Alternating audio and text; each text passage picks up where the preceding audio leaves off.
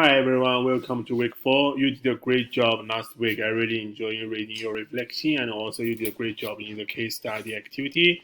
So this week we will continue learning about the internet safety, and we will use some new tools to do the reflection, and we have a new case study activity. So this is a week 4 page. So this week we have 5 tasks in total. The first one is definitely to watch this video. If you have any question, you can find the answer in these videos. And the second one is to frame the topic this week. If you this can help you have a basic understanding of the content in this week. And the third one is a reading assignment. So this week we still have 3 reading articles. So please read them all before this Sunday. And then after the reading, you need to use our new tools to share your reflections. So this tool is Padlet. So this is very easy to use. What you need to do is to click this button and then add your reflection here. So one thing you need to know is that please mention your name in the reflection. So and also you need to have at least one peer feedback to your classmates. So that's all for the reading reflection.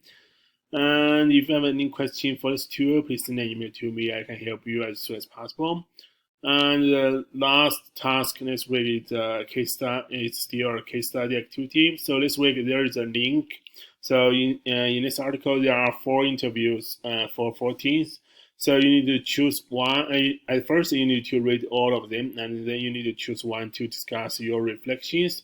So this week we will use VoiceThread. So this is a VoiceThread as a reflection tool. So you need to use you need to use your university account to log in. So if you have never used VoiceThread before, you can read this tutorial text, or you can also watch this tutorial video from one of our previous teachers in this course.